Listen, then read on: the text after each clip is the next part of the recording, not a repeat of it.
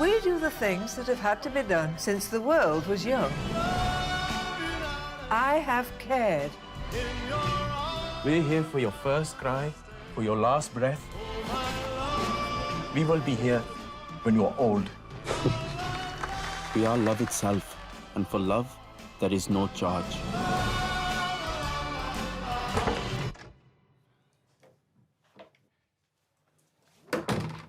He has no interest in my penis either.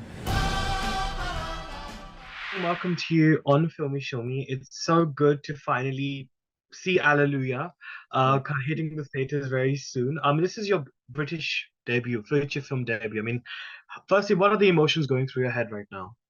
I still can't believe it quite happened, to be honest. I still can't believe that I'm in the film with all these incredible actors, and very proud. I can't wait for people to see it, to be honest, because it's been about a year and a half since we filmed it. So very much looking for people to watch it.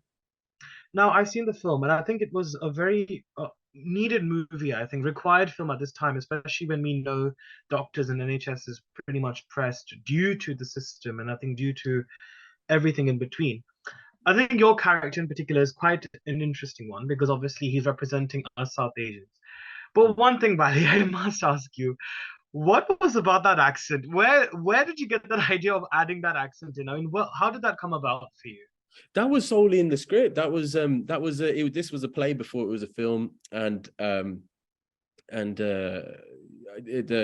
character, Dr. Valentine, had an Indian accent.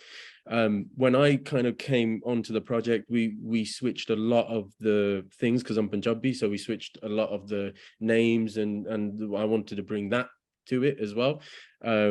And it's always worried, when I'm always, we always feel like we can do the Indian accent, but, sometimes you just feel a little insecure about it. So when the film came out, I went straight up to my parents and I was like, good, no good, yeah, okay, good, accent, yeah, amazing. So I felt like it was needed for the part, but it was something that I really wanted to, make people sort of proud of, and that it was good.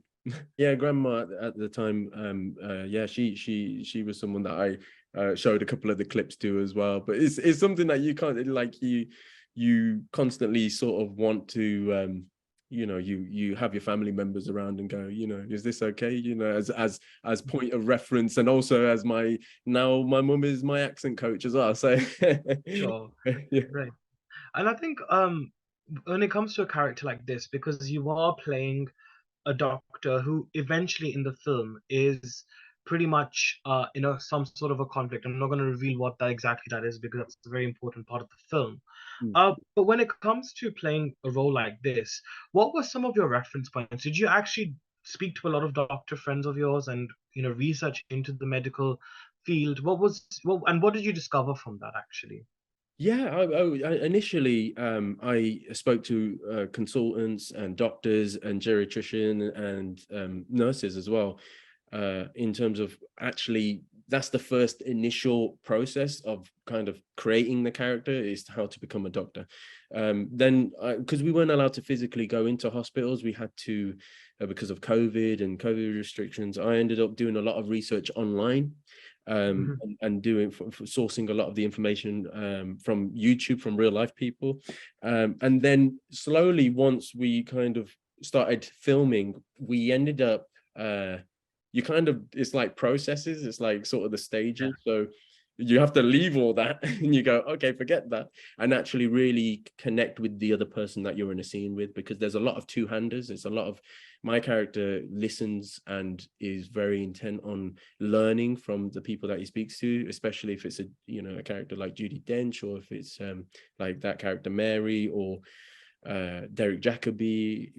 So you're constantly having to learn and forget stuff and leave that and use that, and so that was the kind of process of becoming a doctor. And as soon as you put the uniform on, which is the doctor's out, what he wears as a costume, it kind of changes you anyway. That's what I felt like as soon as I put the costume on. It was a lot easier to get into that character. And I think that it's so important that senior citizens, especially those who are unfortunately suffering from terminal illnesses, they have their voices heard. And I think this movie definitely does that to a large extent. But you know, Bally, they often say that uh, films can only act as a mirror of society rather than just as a catalyst of implementing social change. But do you feel Allelujah as a film has the power to implement any, um, okay, not changes per se, but what would you think that the film can achieve besides it being a piece of entertainment?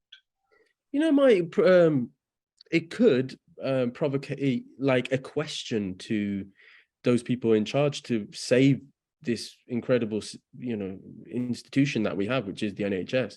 We can see it's broken. I mean, anyone can see that with people that are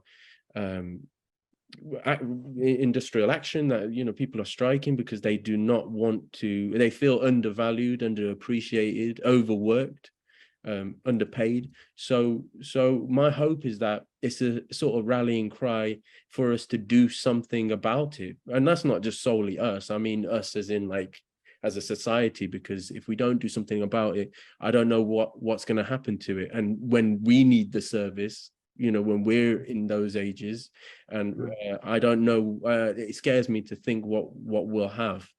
Hmm.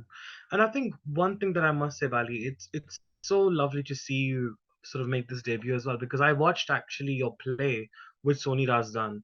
I don't know, that was so wonderful, and you have a very strong roots in theatre, especially when it comes to Shakespeare also. Oh, how much has that contributed towards your fundamental skills as an actor, theatre? Massively.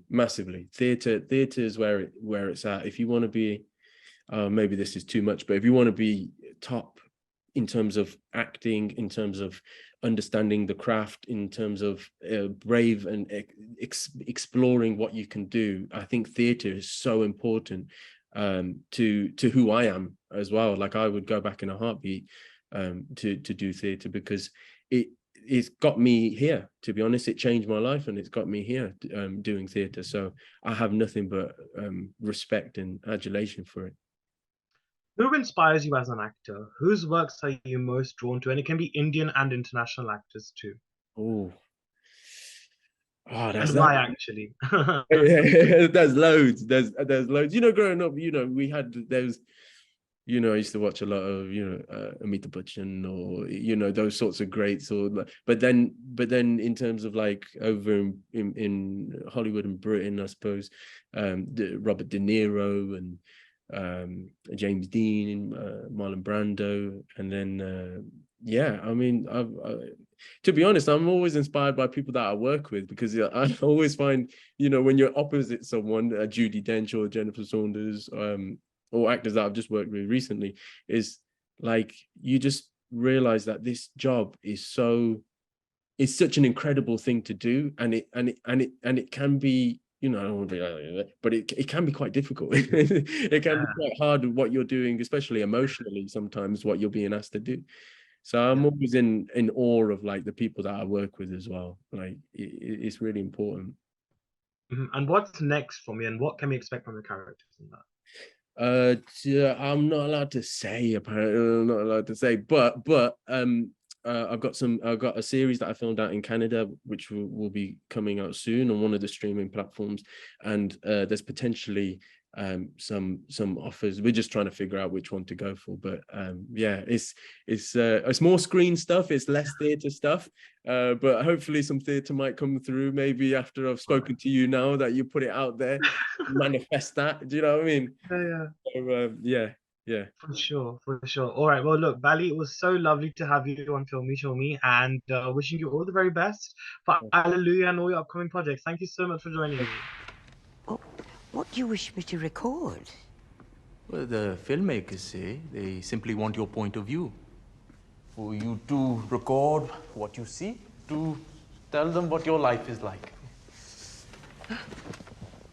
I could tell you something about that chair, only I won't.